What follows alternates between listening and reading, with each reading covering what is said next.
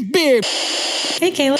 Hi, Iyanna. Welcome to Fill in the Blank podcast. Welcome. Get away, it'll be okay. It'll be okay. I okay. I okay. We can go. No place we can go. No place we can go. No place we can go. No place we can go. Get away. Fill in the blank. All aboard. That's a great way to start this off. Great way to start. All aboard. Honk, honk. Hey, everyone.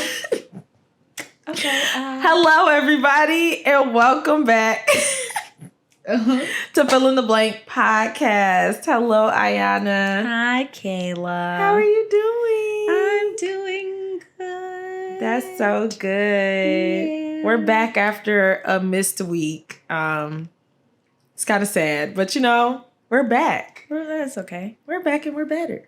You fall down, you get back up. That's right. Ain't that a Donnie McClurkin song? I don't know. Oh, you talking about the gospel song? Yeah. We fall down, Yes, that's easy. but we get up. Ain't that Donnie McClurkin? Look at I me. think I so. know the Lord. Sometimes. In the past. Okay. So what's been popping with you? What's been going on? How have you been? I've been good. Okay. At least I thought I was good. I think I've been good. Look, I don't know. I go through phases. I've been good for the most part. Okay. I just posted a story recently where I was saying, like, I'm in the cross between, like, my life is in shambles and I'm having a great time. And quite honestly, that's literally where I am. I'm like teeter-totter in the line. Over this weekend, I had a little bit too good of a time. I was like, do I have to come Yes. and put you in the box that we've talked about? I need to be, but over this weekend, it made me like, Iyanna, sit your ass down. Yeah. I got a little too crazy. It's okay. For those who don't know, everybody has those days. When was the last time you had a day like that? College. Exactly. That's how I know. Am I downward spiraling? I don't know. But yeah, got a little too drunk. Forgot where I lived for a second. Oh. Ended up at some... I was just so confused. It was a lie. I got on my phone. I had 15 missed calls from multiple people. I said, what is going on? Everybody trying to figure out, where does Iyanna live? I don't know why I couldn't just drunkenly be like, I live at, and then just say it. Girl. But I don't remember. So you did not remember at all. It's the fact that my friend who was out of town, who visiting from out of town, had to call Jared and be like, help me. Where does she live? And Jared was out of town. Jared was still. So he could barely help himself. Could barely help. Yeah, that was crazy. And then, just for everyone to know, I got on the phone with Iyanna and she said, who is Kayla? And I said, Iyanna, don't fucking play with me. Who is Kayla? Not just the person that, has been your friend for I don't know how long. We do this podcast together every week. Look, I was struggling, okay? She was struggling. If I forgot where I live, I probably forgot my name. She forgot everything. I forgot it all. It's okay. But it's okay. You're here. Look, I spent all day You're still Sunday alive. recovering. Look, I'm still alive. Look, that was my wake-up call. I think I got it out of my system. Did it help you to figure out what's going to be your even Yes. keel position? It's like, how you just like have to find the balance, but sometimes because I'm hard-headed, the way that I always have to find the balance is experiencing both extremes. Yeah. And then I'm like, oh, okay, yeah, let's not go That's that why far. I don't do that. It's like, let's not go that far. Yeah. Mm-hmm. But that's okay. Sometimes you have to learn like that. That's how I learn, unfortunately. That is definitely how. I think I have like moments like that drunkenly, like at least once a year. Oh, gosh. I had one last year too. I'm scared of that. I scared the hell out of Jared. Jared was like, who are you? I was like, look, I don't know. It don't happen often, I promise. Look, the crazy part is I don't know who I am. I don't know. Do you know? Mm-mm. No? Okay. Mm-mm. But yeah, that's good. But balance. Balance. I'm finding it. That's it. Okay. But what about you, Kayla? I think that I've been a lot better. One of my classes ended. I love that. So I'm only in one class right now. And that makes my life feel a lot less hectic. Which one? Was it the 2.5 hour one that's gone? No, that's not ending. Okay. That class, that is my practicum class. Oh. That's the class that correlates with my practicum hours that I get during the day. So you have to do that. I have to do that.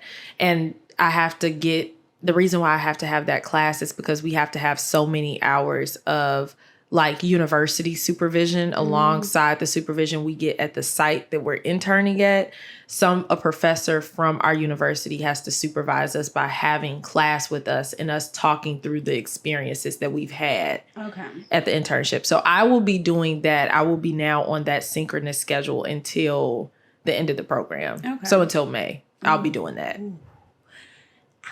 Yes, but it's a little more manageable when I don't have another class going alongside with that. Like that class that I took, and I was so excited for that class, for it to be such a bust the way it was. It was couples and family therapy. Oh, that sounds like something I would enjoy. No, girl, not the way that the class was ran. Like I was very excited about it because I've always said that aside from school counseling, working with high schoolers, I have an interest in working with couples and families. But that way that class was ran, it was just like, man, it was draining. I was like, bro. A professor is like a boss. If you don't have a good one, it's going to suck. Yeah. What? It's true. It was the way she said it. Oh, is that weird? If you don't have a good one, a box of chocolates. All of y'all. That's literally how it was. Y'all get on my nerves. But no, the professor was cool. Like the professor even was like, you could turn in late work because I know that it's hard. It's just the way that class, like once they get the layout for the course, that's the layout for the course no matter who teaches it. Oh. So you just have to like, in order to graduate from the program, everybody is on the same, Well, they keep it on a level playing field. So yeah, but other than that, things have been good. I'm trying to prepare myself for my birthday. Woo! And all of everything with that. Woo! So, my best friend's birthday is actually tomorrow, but we celebrated her birthday last weekend.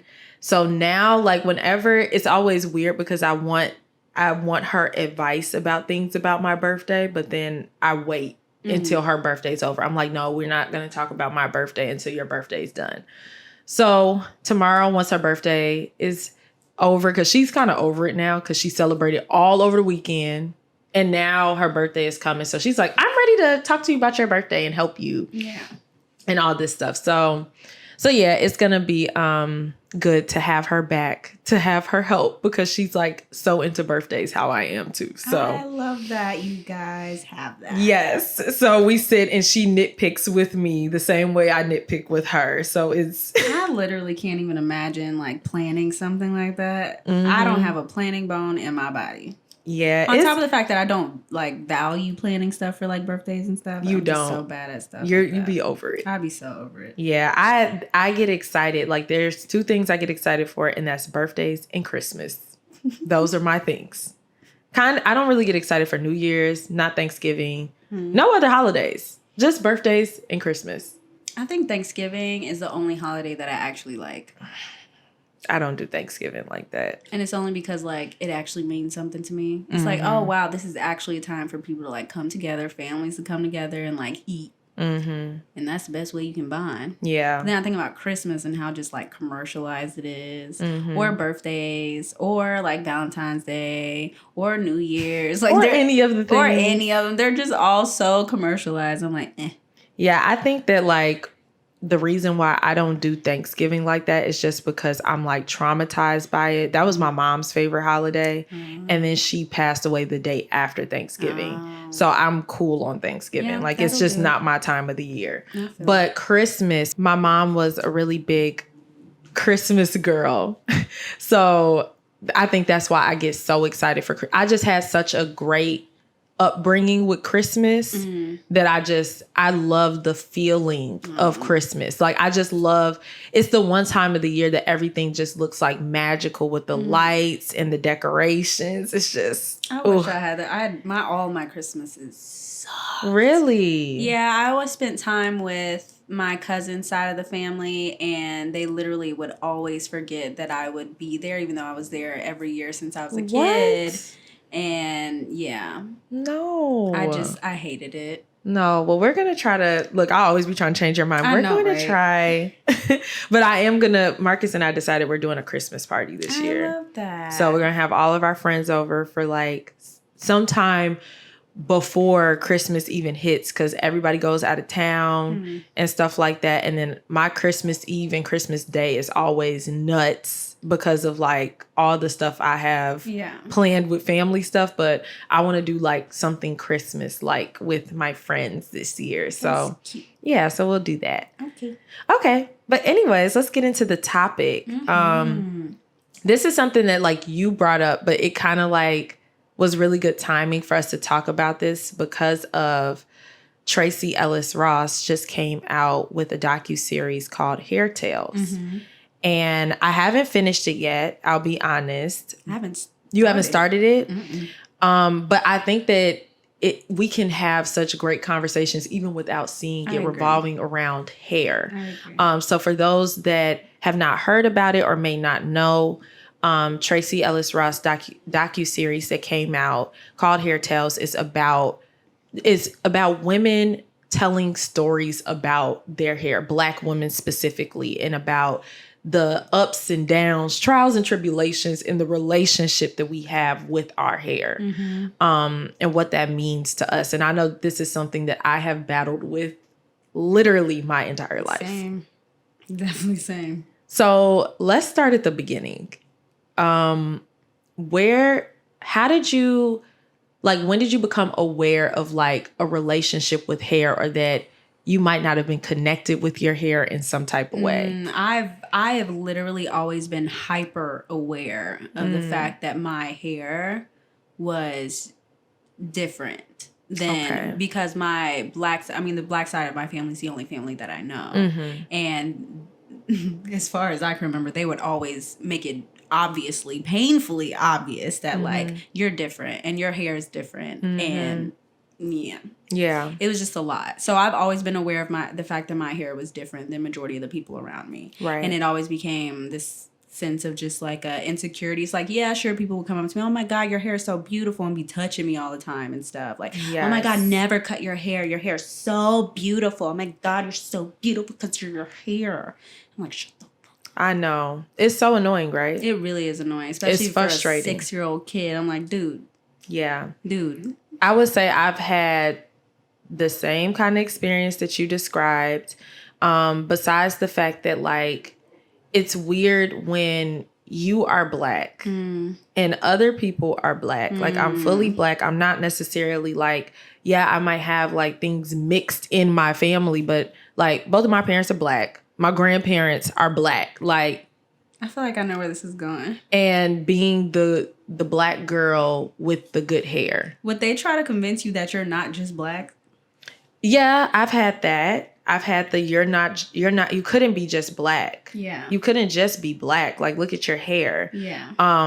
But just like I remember growing up, even though I had long curly hair, like kids picking on me because I had long curly hair. Same. And I remember just like being, like you said, hyper aware about my hair and about who touched my hair, who looked at my hair, because growing up, my Nana used to always say like, nobody touches your hair besides me, your mom, and like close family members. Like nobody touches your hair. Kim used to say the same thing. Well, she would allow people, like random adults who will just, well, to her they weren't random, but I didn't know these people. And they just come up to me touching, oh my God, your hair is so beautiful. But I was taught from a very, very, very young age to always have my hair in a ponytail, braided ponytail, and always put it in front of me, because she used to tell me all the time, girls are going to be so jealous of you, Iyanna. You need to protect your hair. They're going to cut it off. Yeah. I'm like, what are you talking about? But no, I feel like I understand where that was coming from, because now, like in hindsight, I'm realizing when I was younger how many girls like picked on me and made me feel bad about the fact that my hair was long and healthy. And like, I grew up with an experience of taking care of my natural hair. Yeah. Like I would have wash days are not new. And that's why I think that it's so easy for me. Not easy, because it's not easy, but being a natural girl kind of like comes more naturally to me, because growing up, that was what we did. Like my Nana laid me across the counter and I would put my hair back into the sink. God. And she would wash my hair. Pain. I know. She would try to roll the towel up though and put it there for my neck to like comfort. It didn't help. It didn't help. It still hurt, but it was a whole experience. Like same. Getting your hair washed and all of that growing up. Yeah, Kim didn't know how to take care of my hair though. Really? Because like, I mean, she had never seen hair like mine. The texture. And so she didn't know how to like keep my hair well moisturized, or so it was literally always like back. But when I was younger, my hair texture was way different. Like the older that I got, I always joke, I say the older that I got, the blacker that I got, because my curls got tighter and tighter. Because if you look at younger pictures of me, my hair is just basically just straight and wavy. Yeah, straight and wavy. But then the older that I got, she was like, how the hell? Like, what do I do with this? And that's when I started obsessively straightening my hair. That's where I was going to go next. So when did it come a point that you realized that like, that you felt like, oh, these curls are not good. Like, this does not equal standard of beauty. It was definitely like late middle school, early high school when my hair texture started to change. And I was just like, number one, I don't know what to do with this. And then I always thought that like straight hair was more beautiful hair. And I was always under the perception that like curly hair is just too much work. Yeah. I mean, because they do that thing where they compare like, oh, this is good hair, this is manageable hair, this is not good hair, this is not, you know. I was going to say, where did you learn that from? Like, is there something that you can identify or pinpoint that made you think that? No. Because me being a child and like all of my family members just like constantly reminding, oh, you have good hair, and then me comparing my hair to their hair, I was like, what? Like, what does that mean?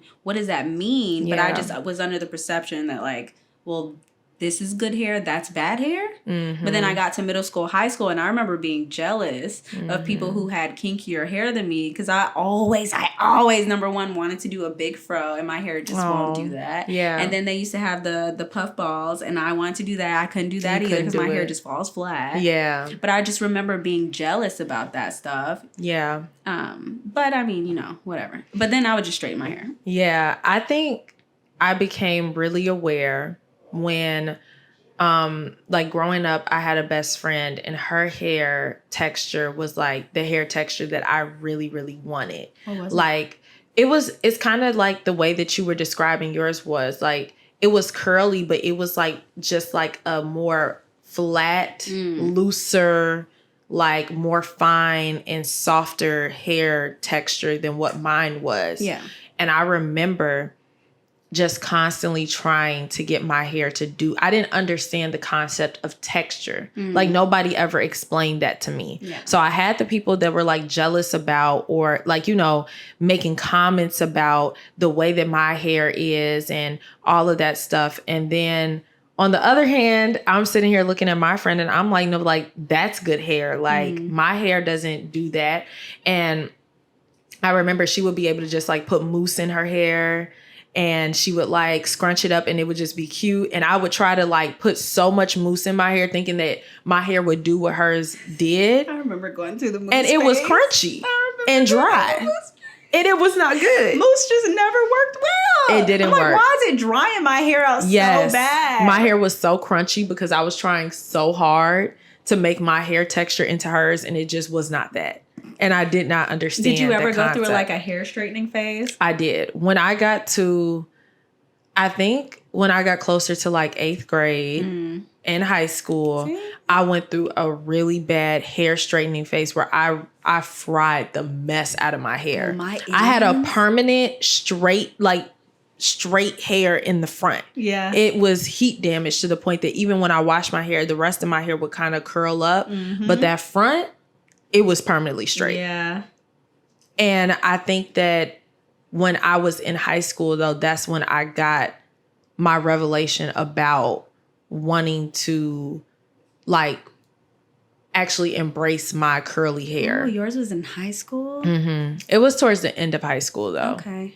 It was towards the end. It was not at all towards the beginning. Like, my freshman, sophomore year, even I think a little bit of the junior year, I was just like, frying that mess. And then when I got to maybe junior, senior year, that's when I was just like, no, like I started to do challenges with myself. Like I'm going to go 6 months without straightening my hair. Oh, wow. Yeah. I love that. Mm-hmm. Okay.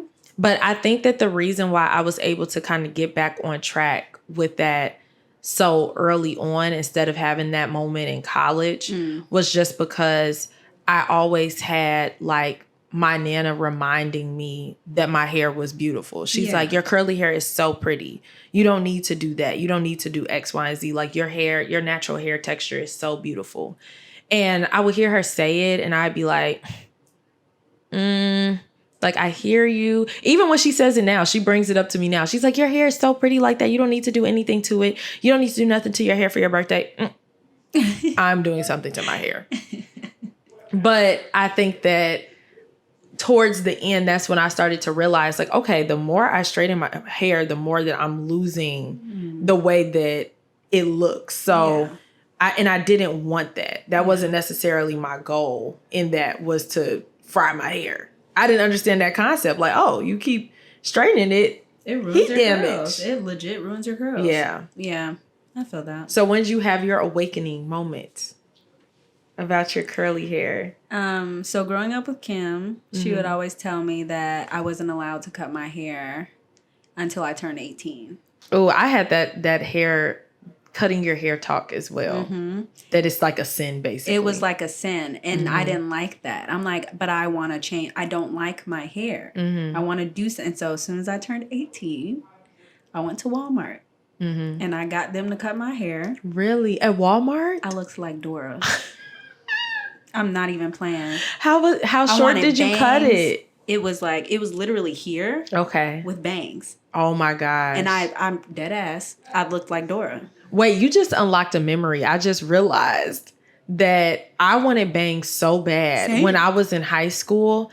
And at one point, I cut my own hair. I rebelled.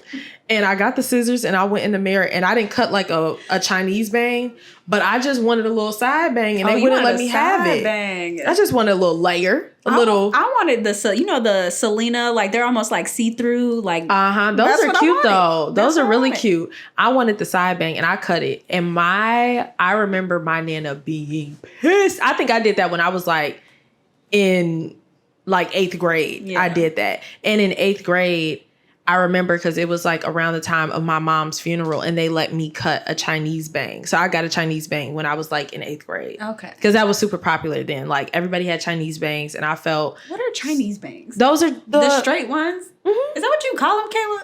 Yes, that's what they're called. I'm like, is this spicy? Yeah, no, I'm not... I'm not making that up. No, they're called Chinese bangs. Okay. So I really wanted them, but those are the ones that are like thick. Yeah. So I was like, part your hair all the way back here. Yeah, that's exactly what I had. I had that at one point. I tried to cut my hair like that once. You did? But it was in college. But yeah. So that was really bad when I did that. Well, it was cute. I thought it was cute, but I let them grow out. But once I cut my hair like that, when I cut it on my own, that little side bang, it doesn't grow back. So like my hair in the front, like I think because my hair was really long. So my hair in the front, like it won't grow past, like it won't grow as long as the back grows, if that makes sense. No, that makes sense. And that's because of what I did. My hair is the same. I did that to myself. My hair is the same. Also, I have at least 3 different textures in my head. The ones on the sides are so straight compared to literally everything else is by far the most frustrating thing. Yeah. But I feel like I have a lot of different textures going on. I think that now it's really healthy and it's pretty consistent. I think that I have issues with like the curl patterns on either side. Okay. Like one side, the curl pattern is one way and the other side it does something different. I'd be like, this is stupid. Why? This is stupid. Why? So that leads me to both of us made the decision to cut our hair. Oh, yeah. That was actually shortly after my Dora cut. Stop calling that cut the Dora cut. It was a Dora cut. Shortly after my Dora cut, when I moved in with Michael and Jennifer, I chopped off all my hair. Okay. Jennifer was my inspiration because she had short hair. Oh. Well, actually, I didn't chop it all off at first. I started off with I can't remember what her name was. She was my inspiration, but she was a part of some singing group. And her hair was like this. It was like half. This side was like longer down to like her chin. And then this side was like short. So what made you, so you just did it based off of inspiration, like you literally saw? Because I always wanted to change up my hair. Okay. It's been 18 years that I've been holding on. Of someone telling you of how your hair should be versus you being able to experiment with it. Exactly. That makes sense. So I did that and I kept that, I think, for like 2 weeks. And I was like, you know what, just cut it all off. I wanted a Rihanna cut. Okay. And that's literally what I showed her. And she, And I got my pixie cut and I was 18 so how, at the time? You were 18? Okay. That was the first time that I cut my hair off. Okay. The first time that I cut my hair off was out of frustration, and I felt like I didn't necessarily have another choice. Like I cut my hair off the first time because it was like big chop type of thing. Oh, like your hair was damaged, yeah. Yeah, I was like, I was really at that point pretty serious about wanting my hair to grow long and healthy, and I had not only heat damaged it, but I had color damaged it because I had like blonde streaks in my hair. Oh God, that blonde. And yeah, so it just, my hair would not grow past a certain length. Like it didn't matter what I did. Like I was doing consistent, hair routine. It was probably just breaking off. And so I was like, I'm about to cut it. And I remember everybody freaked out. They were like, no, like don't cut your hair. Because even still, with me knowing that my hair was not as healthy as it could be, like if I look back at those pictures at what my curl pattern looked like, I'm like, this is what y'all were tweaking about? People don't care about the quality. Mess. They want to see the length. It's like, bro, length isn't everything. I didn't even have the length, Iyanna. Oh my God. They were making it seem as though my texture was just so like, your hair's so curly, it's so pretty, blah, blah, blah. It was right here. Did your hair texture change after, or did it change more after you did your big chop? Oh, dramatically. Were you like confused by like your hair? Were you like, what the? No, I was excited because I knew what my hair could be, because I looked at pictures of what my hair looked like growing up and how curly it was when I was consistently like taking care of it, and I didn't have any like heat damage, any color damage, no chemicals. So I went on this, like, I was really extreme with it, where I was like, yeah, like I'm cutting my hair. I'm not putting any color in it, no chemicals, no nothing, like. And that's when my hair grew the longest it's ever been. So that was my first time cutting it. And before I cut it again, which we'll get to, it was like down to here. Yeah. Well, the longest it had ever been in like my like more grown up years. When I was younger, it was like down to my butt. But like since my grown up years of me taking care of it, like it grew pretty long. Yeah. But then I got tired of that too. See, sometimes you just get bored. Especially when you go from a big chop to like having to grow your hair out. You kind of get bored after a while. I'm not going to lie. This second time of me cutting my hair off was out of rebellion and me having an unhealthy relationship with my hair and the way people saw me because of my hair. That was my first chop. Yeah, I felt like the only thing people had to say to me was you have pretty hair. Your hair is so pretty. And that's why I cut my hair the first time. And I was like, why is beauty so associated with my hair? That was my thing. It was like rebellion. And I chopped it all off. And then my hair was permed that entire time. You permed your hair? My hair was, because the back of my hair, it would not lay down worth nothing. Really? It looked like straight up finger waves, and it was not intentional. Oh my goodness. And so she would perm the back of my hair to get it straight. Yeah. I never knew that you permed your hair. I permed it. If I show you old pictures, you can tell, because my hair is like really straight. My hair's not that, it doesn't look like that when it's that short. Well, you've seen my hair when it's it's curly. Yeah, it is. But the first time she permed my hair, and then I started to grow it out, and I didn't realize that like it would take a lot for the perm to completely grow out, and I just never cut it off. Yeah. So I didn't realize my curls were a lot looser than what they were supposed to be until my second big chop, and I was like, where the hell are these tighter curls coming from? And it's because it, helped. Yeah. Look, when you cut your hair off and you let it grow back out. Yeah. it really do be like curling all the way up. All the way up. It really shows you how healthy like your hair can really be if you just take care of it. This is legit the curliest my hair has ever been. Really? I didn't know it was, when I was in high school, I seriously did not know my hair was capable of being this curly. Really? Yeah. That's crazy. Yeah. What do you do different now to your hair? Well, now I know actually how to take care of my curls. Mm-hmm. I literally had no idea how to what do to it. do previously. YouTube University, man. Okay. They'll teach you everything. That's where I learned too. I learned about like the texture of my hair, like the type of products I should probably be using because of my hair type. Same. All of that stuff from YouTube. And then I started researching stuff. I would get the right products and all that. And I think it's really beneficial now that we have so many like Black owned hair products. Like that wasn't a thing. So I'm growing up trying to use Garnier Fructis and all of that crap. Garnier Fructis too. I didn't know that's what was drying my hair out. Same. That mousse. I didn't know there were things like Shea Moisture even or Pattern now.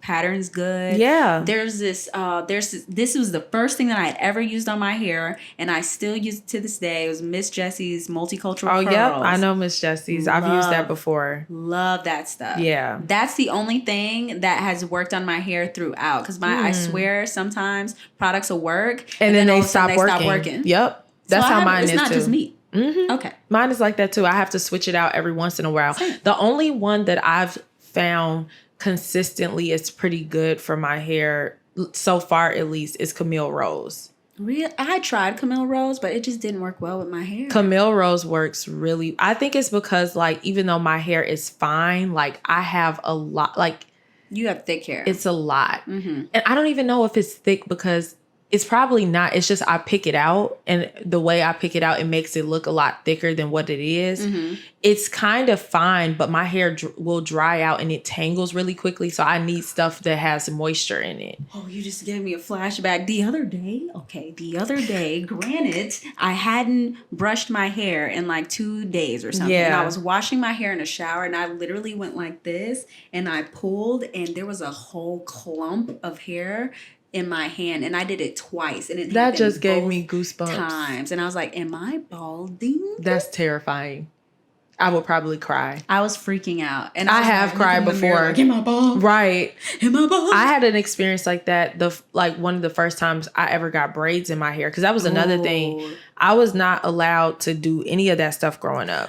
No braids, no weave, no nothing. Wait, you couldn't? Oh, you just weren't allowed to do it. Mm-mm. Well, I don't even want to say not allowed, but it just was like growing up, everybody in my family was just like, no, your hair is nice and you need to protect it. And like, who is this person that you're trying to get to do your hair? Mm. You don't need any extensions in your hair. Your hair is over your hair than you were. They were like, I was trying to be like, no, let's cut it. Let's put color in it. Let's do this. They was like, no, girl, sit down. We're not doing all of that.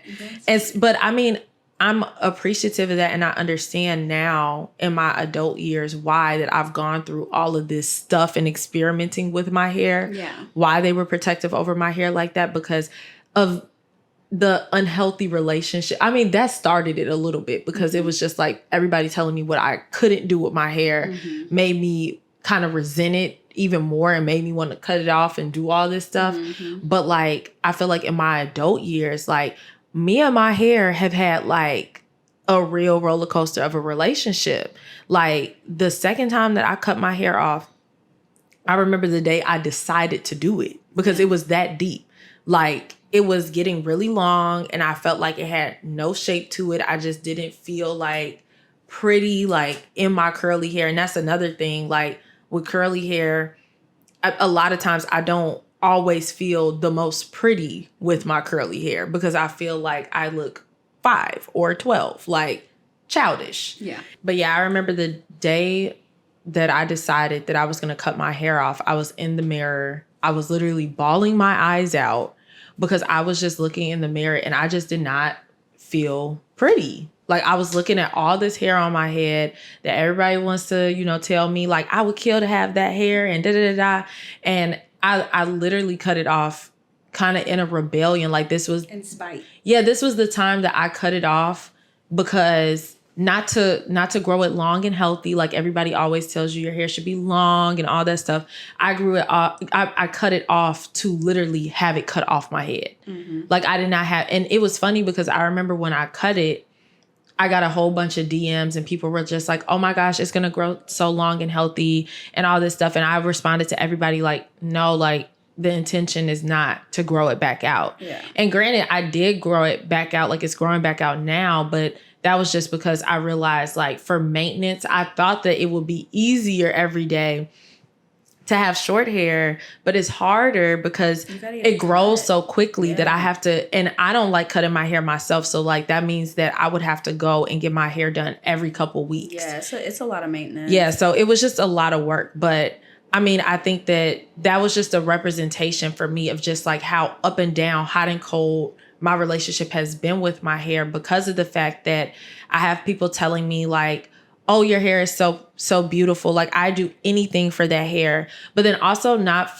feeling like fully accepted by my own community in my hair because it is the good hair and it's different from like thicker hair textures and whatnot.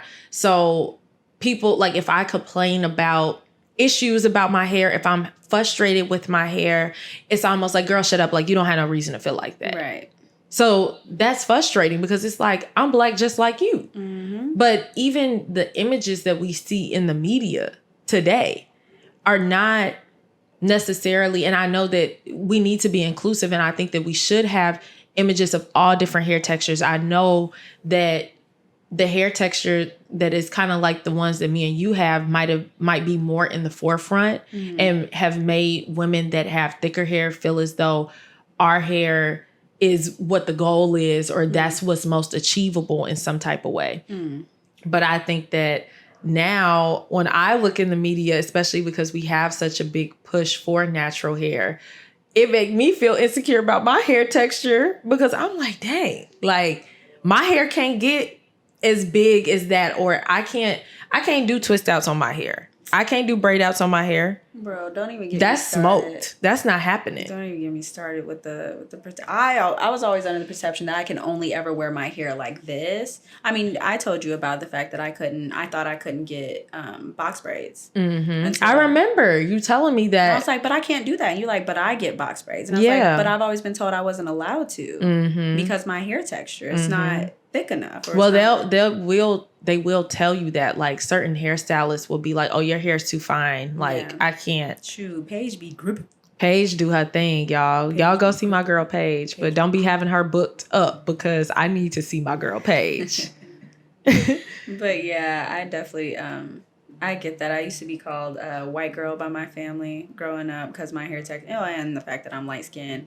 And I would cut my hair out of spite, and then I'd keep it short. I've always liked my hair short, but then I remember the first time I grew it out was because my boyfriend at the time like begged me. He's like, I just think you're so much more attractive with longer hair. And so I was always under the perception. Once I was at a point where I was single again, my hair was short. I was like, I have to grow it out. Otherwise, like, I'm not going to find somebody. Yeah, and that's why right before Love is Blind, I said, fuck this. And I chopped all that shit off. I said, now, you can't see me anyway, so. That's so good that you did that, though. Yeah. That's so good. I feel like on the opposite end, I've had, like, growing up, guys tell me that I look better when my hair is straight versus curly. Definitely. It like reinstilled that into my mind. What I realized is there was just like guys would always try to run their fingers through curly hair. First of all, don't do that. Don't do that. Don't do that. Be careful. First of all, now. Don't touch my hair. Okay. What's Solange say? She told y'all, don't touch my hair. Wait, that just made me think. Did you see that small clip people kept sending to me? That small clip on Love is Blind where Deep D came and touched my hair, and I looked at her like, I didn't know I did that until people kept sending to me. I was like, oh, okay. It was just a black girl reaction. It was a black girl reaction, man. It was a reflex. So I know that I experienced this. And I think partially I had this experience too because I'm dark skinned with the hair texture that I have. But I remember being in college and people would always ask me, oh my gosh, like, Where are you from? I knew you were gonna say that. What are you mixed with? That would literally be the first question. You know what I used to do to them What? when they asked me that? What do you think I'm mixed with? Oh, really? What do you think that I am? I just always say I'm black, and then they look at me confused. No, like, I I'm would. just black. Yeah, I would let them guess, so then I could be like, "No, I'm black." They'd be like, "That's it." I've had people tell me that I look like I'm like. I feel like somebody said like Trinidadian or like from these islands and all this stuff, and I'm like, I can see it. I'm black. I can see I'm it. blackity black. I mean, Trinidadian's pretty black too. But I mean, yeah, but American. Yes, American. I'm black. just American black. I don't have to be from an island or. I'm just black. I'm just black, y'all. Right. I used to get a lot of Indian. And then I moved, oh my God, when I moved to New England, literally everyone thought I was Dominican. And I didn't understand that until I spent time around them. I was like, dang, am I Dominican? Because I look Dominican. It's like you get where they coming from, but it's also like, why I can't just be black? It's just really funny that if you it. have like a certain type of hair texture, you have to be something. You have to be something else, or they're confused. Like it feels like you have to have some type of ambiguity. Yes, to your race or who you are. Like, why does it have to be like that? There's complexity in the black population. That's the beauty. The beauty of being black is that we could be whatever we want to be. Oh, come on now. Period. I love that. And I think, like, what I'm sad about is that I cannot find my place in this new movement. But I think it's great. But at the same time, like, it's such we're in two polar like spaces right now with black women in hair. Oh. It's the natural girls that are just natural girls, and we got lace front 360 frontal wigs. I don't even know what I'm talking about because I don't do those things. So, but I just think that it's really interesting, like, and when we get dressed up for occasions, I feel like now we have more women in media that are doing like black things to their hair for special occasions. But I'm trying to get to that place, but that's a very difficult place to obtain. I always feel like I have to straighten my hair for like a formal event or for like something important. Yes. And that's been instilled in us because when we were young and we were growing up, we would get our hair straightened for special occasions. Yeah, like I remember picture day and all those things. I would get my hair straight. I would never wear my hair curly on picture day. Yeah, same. I would never wear my hair curly when my birthday came around. Same. So it's just been instilled. And so now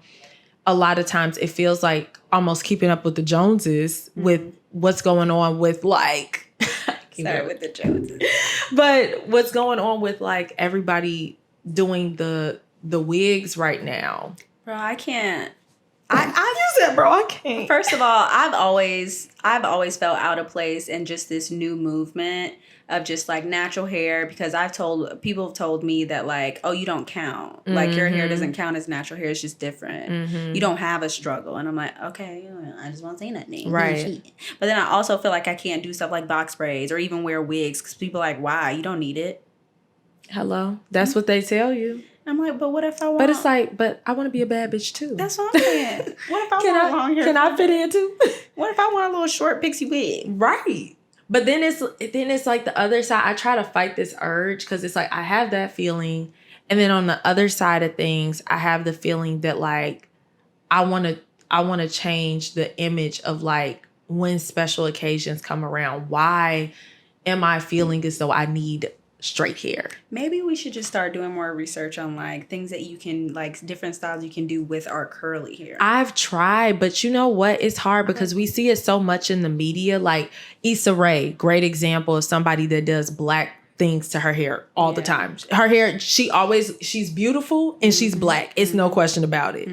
Yara Shahidi's another person I think about. I think about Chloe and Halle now and what they're doing with their locks. I mean, Tracee Ellis Ross. Like these are all like pioneers of people. But then it's like, where do I find hairstylists that are doing these things to my hair? Right. It feels almost not like obtainable in just everyday life. Yeah. For me right now, at least.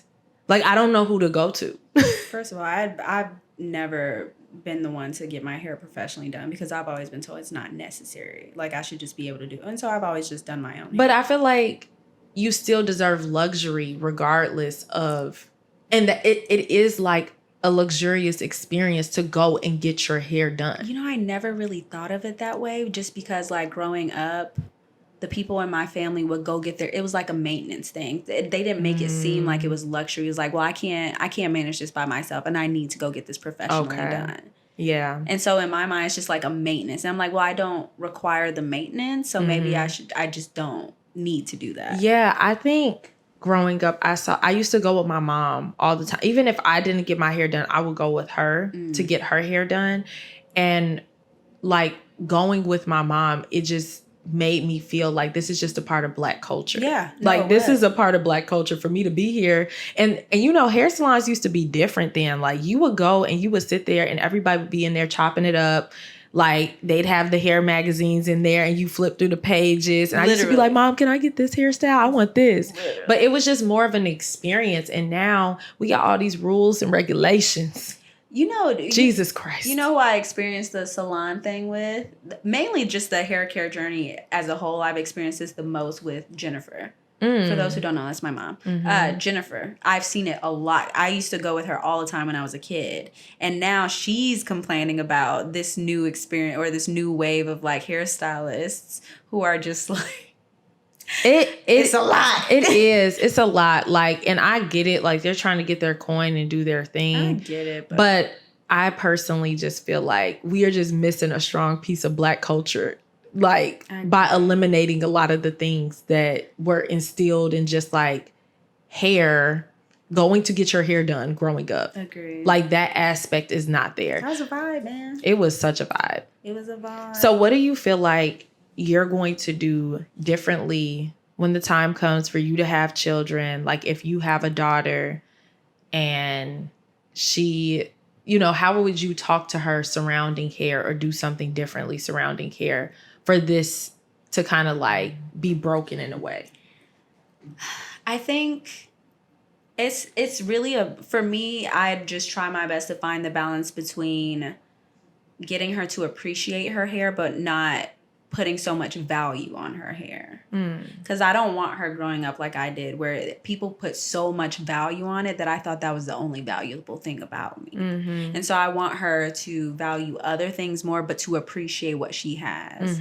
And to just embrace that. I think the only part is like, where does the protection come in? Because you can't allow your kid to just be altering their hair left and right, perming their hair, coloring their hair even is so damaging. It's like you don't want any permanent damage to hair that's like still, you know. Yeah, most definitely. That's the balance. Yeah, I agree.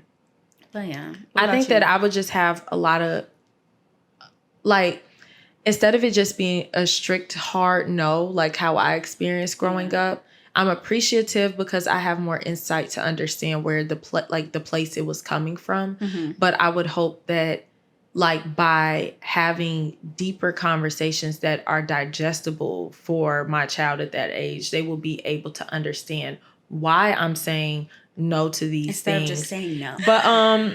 But yeah, I just want to have more conversations like that. And I want to hopefully like get her to explore other sides of things that she could do with her hair to make her feel pretty with her hair that don't just include straightening. I want to teach my child and I want to learn along with them how to manage their hair, because I don't know what my kids' hair, whatever the hair texture is going to be, is most likely going to be different than my own. So it's going to be a learning experience for me too, because I'm probably going to end up with a black man. At least that's what I want. Yes. So. And we believe that for you.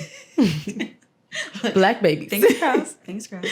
I mean, you know, I ain't opposed to everything else, but you know, like nice. Maybe possibly, but black nice. Man first. It'd be nice. It'd be nice. But yeah, so I want to learn with my child, and us just like really exploring. Yeah, I want it to be a fun thing. You know, the good thing though is there are so many resources now for children. It's a lot different now. It's a lot different. Yeah, now. I've seen so many books, just like child books. Yeah, I'm like, you know what? I think it'll be easier. Yeah, for us, I think it will. I think that the thing that will be concerning for me, like working in a high school, the thing that I see that's concerning is so many girls that are just like wearing wigs right now. Really? Oh, yes. In high school? Oh, yes. They know how to do it? The wigs and the... Do they look good? Some Oh. do. Some don't. Okay. But the wigs and the lashes right now. The lashes? Girl. Do they have the nails too? I remember the nails. I couldn't wear nails. Freshmen with the nails. What? I couldn't wear nails. I couldn't do anything with my hair. I couldn't even wear makeup aside from maybe a little eye stuff and some lip gloss. Girl. What? That's wild. They're in there with full laid wigs. Some of them are laid, some of them aren't, but they're wearing them. Okay. They got the lashes. That's crazy. The full long set. Is that something that we should combat when we're older? Because I don't want to like hold them to the standard that we were when we were growing up. But I think that it's an important lesson of embracing your beauty, your natural beauty. Agreed. I am happy that my parents did not. But also, I think that it's what you see your parent doing, because like my mom, my stepmom, my Nana growing up, everybody was pretty like natural. Yeah. You know, so I wasn't looking at what other kids were doing and being like kids that were wearing a whole bunch of makeup. I wanted to experiment with makeup a little bit, but I didn't feel like I needed a full face of makeup. I wanted a full face, but I wasn't allowed to. So I still don't know how to do makeup. Mm-hmm. I'm just now learning, but I wanted a full face of makeup. I think there's just like a danger in like a child that young looking so mature. I agree. And that's the only thing that scares me. Yes. If I were to have But if you explain that in a way that's digestible, it can be... Ain't no teenager gonna digest that. I think that look, let me tell they're on a different level now than what we were. Yeah. They're way different. The language that they use. They're in a different headspace than what we were when we were teenagers. It's because there's so much information out there. And people are actually labeling things. Mm-hmm. They're having a lot of easier. Conversations like the conversations that we're having, but it's just a little bit on a lower level. Wow. But they use a lot of the same language and they understand the concepts about certain things. And I think that if you set that precedent younger, then wow, like I know I struggled with it a little bit, but like I appreciated it later. And then when I would get dressed up and I would get my hair done and things like that, like it was cool, you know? Yeah. But I didn't feel the need on a regular basis. And thank God that I didn't have to do all that. Like they were right. I didn't have to do all that. I didn't need to and some people need to. Some people need that for maintenance, like what you were talking about. Like it's easier for their hair on a regular basis to be able to get sew-ins or to put a wig on or things like that. But depending on your child and what is best for them, I think that that's how you kind of determine, like, okay. Yeah, I know someone growing up, her mom would allow her to get box braids very frequently. And like now, like she's balding. Oh, yeah, because it pulled her hair. It pulled her hair out. Yeah. Yeah, all of those things. I mean, I think that we could go on and on about this topic because it's such a huge topic. And if you all enjoyed us talking about this and you have questions, you want to see us to invite other people on to talk about their experience with hair, let us know. And we could definitely continue the conversation and have some special guests to continue it. But I think we got to wrap it up, move on to the next thing. I think we should take a listener submission. Okay. So we could just take one and we'll just give like little opinions about it. We won't talk about it for long. Okay. Okay. So this says, deep sigh.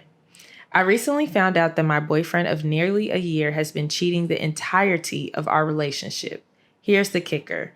I was the other woman, but didn't know it. I had a feeling something was wrong, but was trying to push it down. Eventually, after a few drinks and a blunt, I went searching and found who I thought was his ex's page.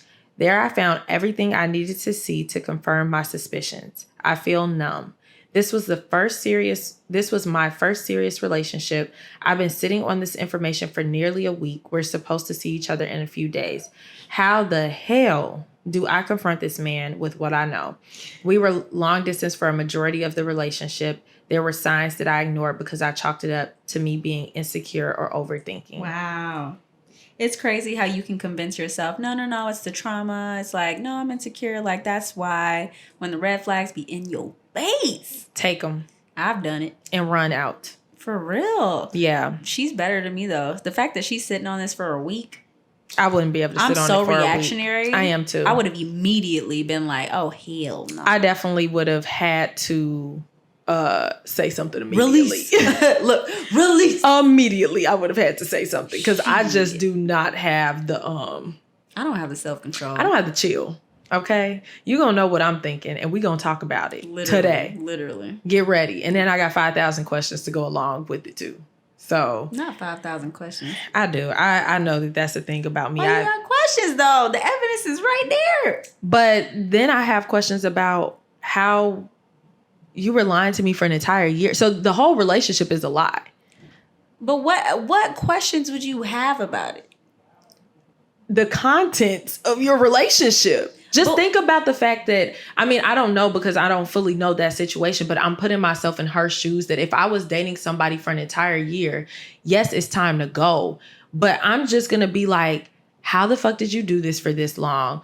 Where did this girl come from? How did you have time for this and this? Like that, but that's living in the mind of an overthinker. I'm an anxious person in the way that I think about things. So I constantly have like things that pop up in my mind. So even if I don't necessarily ask the questions all out loud to his face, I have a million questions on how this took place. I would have a million questions too, but I wouldn't ask them because I wouldn't see any point. It's like if you had a full secret relationship like this and you've lied to me, anything you say to me is going to be a lie. This is true. So that's a very mature place though, to be able to say, I've seen it all and I'm done. It's because I've lived out all my toxic years. Yeah, I mean, I've lived them out too, but I just know the hurt and pain I've been cheated on, and I've seen like that's another kind of pain. The place that it takes you to. That's a pain. Like when you thought that you were in a relationship that like the place that takes you to. That's a pain. I just would have questions. I'm not gonna be able to do it. It's a no for me. I will have questions, but immediately after it's time to go. If you do have to release in that kind of way.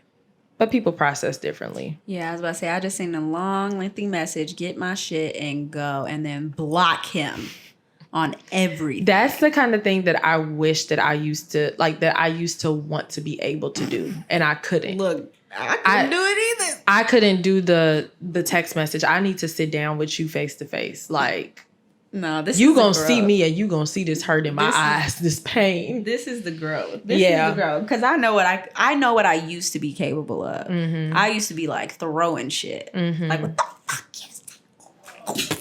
The worst that's gonna happen with me is I'm gonna have a panic attack. Oh no. So I'm gonna ball up on the floor and cry. Oh no, you're not gonna see me cry. What you are gonna see? Have you ever seen The Incredibles? You know when Jack was in the air and he's like, yeah, that's it's like that. It's like that. It's literally like that. I'm not even kidding. When I get angry, because it takes a lot to get me angry, but when I'm like mad, I see red. Yeah, I turn into a big old ball of softness. You're so emotional. Oh my God, it goes back to our signs. I don't. I'm like hurt. Like, how could you do this to me? It's like that. Oh, no. So, I mean, I might throw a couple things, like, but not at the person. Like, I might throw just in frustration or something like that. But I mostly am crying. I'm on verge of emotional and mental breakdown. Oh, no.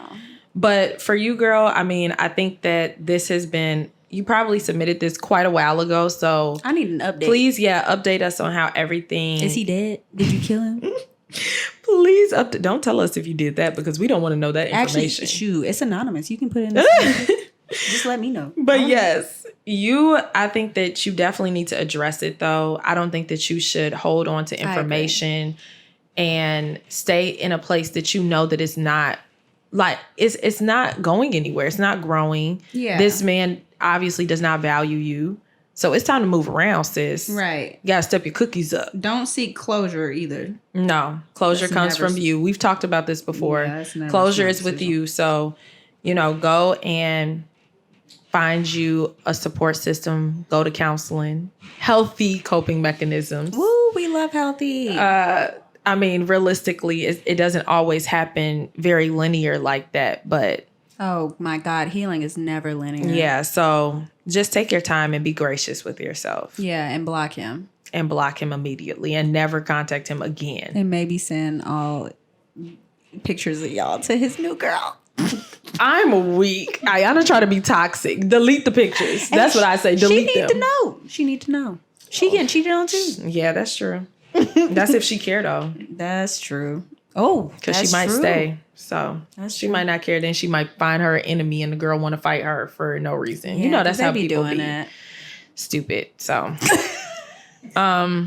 yeah, that's my advice on that. Get out. Run. Get the fuck out. Thank you, everyone, for tuning in to Fill in the Blank podcast. You can make sure that you submit your listener submissions in our link tree, in our bio, at feelintheblank_. You can follow me at astoldby.kayla and Iyanna at Iyanna.amor. So thank you all for tuning in again, and we will see you next time. Bye. Bye, guys. 3, 2, 1. Let's get it done.